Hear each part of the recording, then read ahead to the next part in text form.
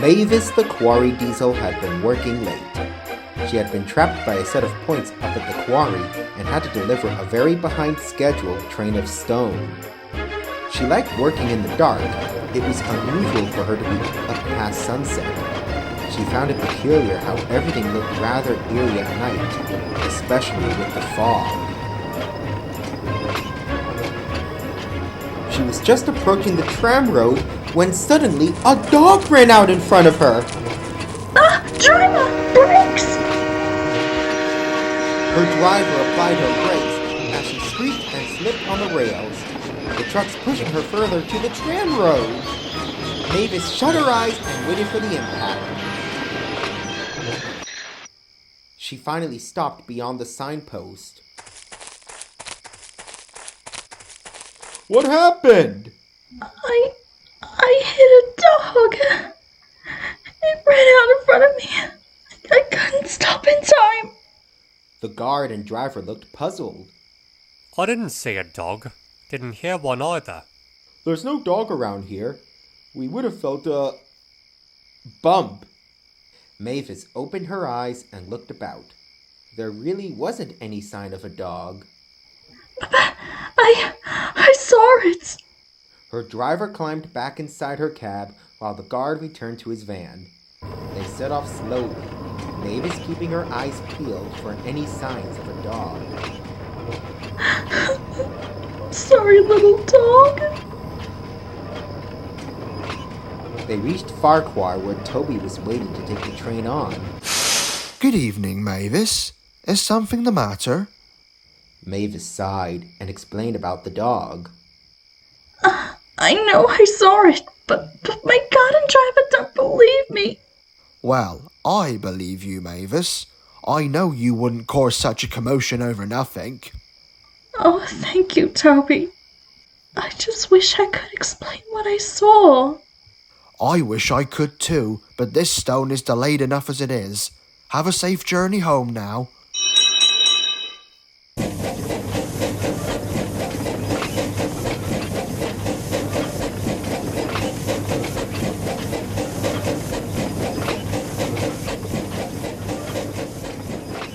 Once he had left, Mavis set off back down to the quarry.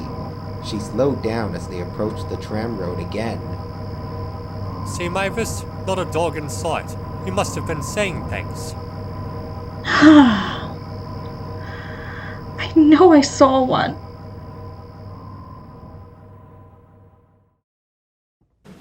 The next morning, Mavis couldn't stop thinking about what she had seen the night before. Later, while she was refueling, her manager came to see her. You seem distracted, Mavis. What's troubling you? Mavis gulped and told him about the mysterious dog from last night. The manager's face went pale. Tell me, Mavis, what breed was the dog? It was a German Shepherd. Oh dear. I was wondering when he'd return. He? Yes. I'm afraid Archie's tale is a rather tragic one. Archie? Allow me to explain. Began the manager, and this is the story he told. A long time ago, in the manager's early days, there was an employee named Franklin. Franklin was a kind man who always went the extra mile to help those at the quarry. He lived in the village with his wife and their dog, Archie. Archie was an energetic and lovable dog. Every morning he'd follow Franklin to work up as far as the tram road where Franklin would order him home. Archie would later return to walk home with his master after he'd finished work.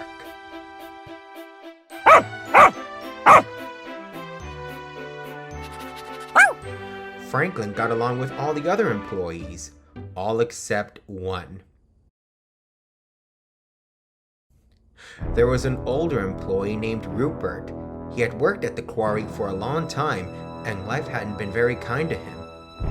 He suffered many injuries from working in the quarry, not to mention the Ffarquhar Quarry Company had turned down his application as new manager numerous times. all these hardships had turned Rupert into a twisted, horrible old man. He would secretly drink on sight, curse and berate his fellow employees, and wouldn't fully pay attention to what he was doing. He hated Franklin's good attitude and kind nature, but not as much as he despised Archie. Stupid mutt. Doesn't belong at the quarry. You need to learn to discipline that animal. He's not anywhere near the quarry. And I would never strike an animal, especially not my Archie. Maybe you wouldn't. But I would. It was late one evening, and Rupert had been drinking heavily in secret. He stumbled into his lorry and began to drive home. As he reached the tram road, he spotted Archie waiting loyally by the signpost. Stupid mutt! In a drunken rage, Rupert sped up, swerved towards Archie, and struck him. The lorry jerked off the road and skidded onto the grass and burst through a farmer's fence.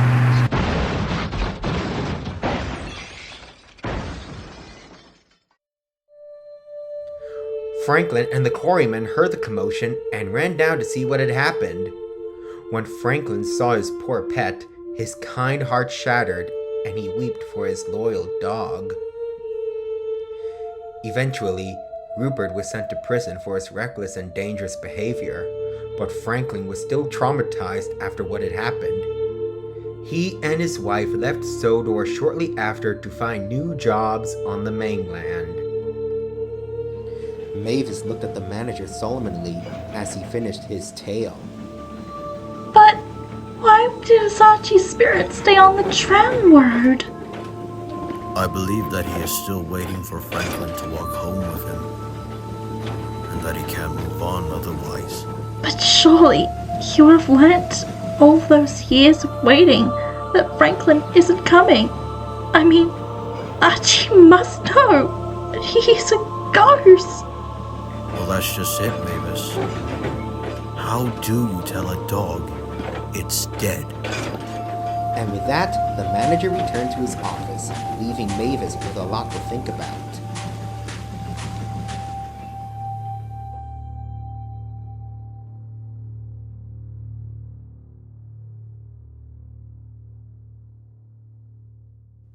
As the sun began to set on Sodor, Mavis wanted more than anything to go back down to the tram road. She begged and pleaded with her driver. You don't actually believe that silly story. I do! And I want to speak with Archie. Look, we've got a lot of stone to take to Ffarquhar in the morning. I'll see if I can arrange with the signalman and manager if we can take it now. Mavis smiled as he walked away to make the arrangements. It took a little while, but the manager gave his blessing and the signalman agreed. Mavis set off once again into the misty night, determined to see Archie. She asked her driver to slow down as they reached the tram road, and as they sidled past, Mavis spotted Archie sitting at the signpost. He's here! Her driver hadn't noticed him as they continued on their way down the line. On their return journey, Mavis asked if they could stop at the tram road, which he reluctantly agreed to do. As they slowed to a halt, Mavis peered over to the signpost. She was surprised to see that Archie had disappeared. Oh dear, we've missed him! Then there came a bark. Mavis jumped and looked down. Archie was panting beside her buffer and staring up at her. Hello there, Archie. Oh, it's nice to finally meet you. You gave me quite a scare the other night. I'm just glad you're alright. Archie began sniffing Mavis's buffer beam, causing her to giggle. Her driver had been watching out of the cab and was amazed. He remained quiet so as to not startle Archie. Archie finished sniffing and rubbed his head gently against her buffer. Mavis smiled warmly as he did. Oh, you're such a lovely dog. I'm so sorry for what happened to you. Archie stopped and looked up at Mavis and began panting again. She was sure it was his way of smiling. I'll come back and see you again tomorrow. Bye-bye, Archie. Archie moved back to the signpost, and her driver drove Mavis carefully away, his eyes fixated on the mysterious dog. For the rest of the week, whenever they passed the tram road, Mavis would hoot a friendly hello to Archie. Archie would respond with an excited bark. The two grew very fond of each other. Mavis would often slow down so Archie could carefully run along beside the train. Hello, Archie! Catch me if you can! Her driver was still perplexed by the circumstances, but he was happy his engine had a friend. The weeks went on, and soon a month had passed since Archie's first appearance to Mavis. One afternoon, Mavis was preparing a train of trucks up the line when the manager came to see her. Your driver tells me you've been seeing much more of Archie lately. Oh, yes, sir.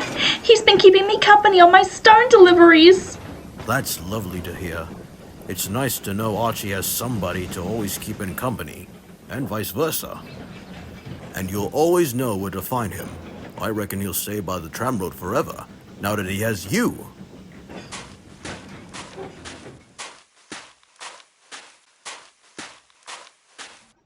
By the tram road? Forever? I can only see him so many times a day. I never considered how he'll always be alone. This didn't sit right with her at all. She rolled sadly away to find more trucks. Mavis wanted to try and help Archie, but she wasn't sure how, so she started to devise a plan. As she was shunting, she spoke quietly to the trucks. Please, can you help me with something? Do you need us to give you another bump, love? No! This is very important. It's about Archie. The trucks fell silent. They had seen Archie on their trips and knew how much he meant to Mavis. What do you want us to do? I need you to run a hotbox of the tram road so we can stop and let it cool. Yeah. The trucks chatted amongst themselves in a hushed tone, until eventually they were all in agreement.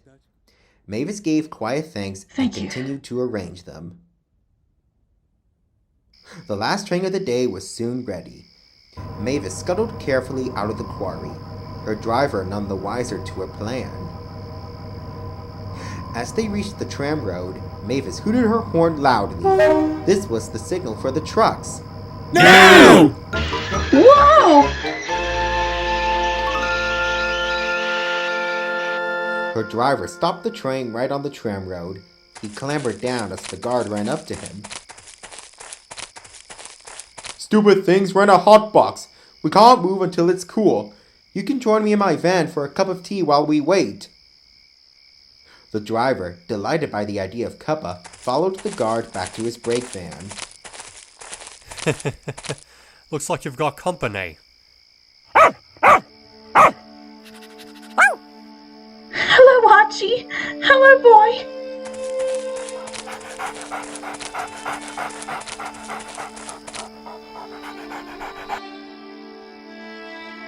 You know, boy, you've been here a very long time.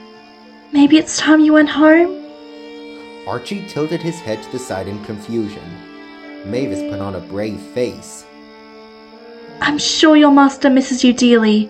Wouldn't you like to see him again? Archie peered down at the village. He whined sadly and lowered his head. He then looked back at Mavis. I know it's hard to move on, but I think you'd be better off there than here. I know what it's like to be confined to one space and how restraining it can be. I want you to be free.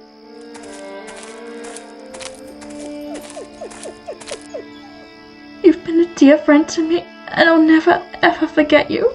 Now go home. He's waiting for you. Archie slowly made his way past the tram road sign. He stopped once he reached the top of the road. He then gave a long howl.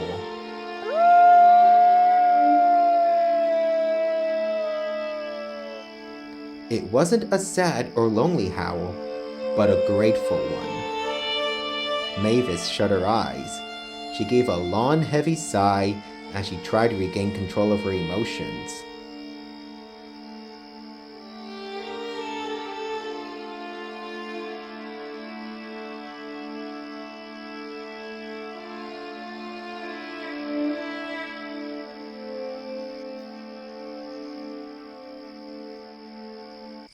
At last, her driver returned to her cab. Our guard's missus makes a lovely flask of tea. Did you see Archie? No. He's gone home. And they rolled away, continuing their journey.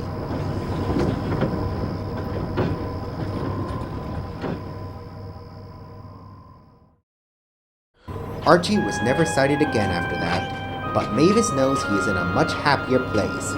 She now hoots her horn louder than ever at the tramroad. Not just to warn traffic, but for Archie, her best friend.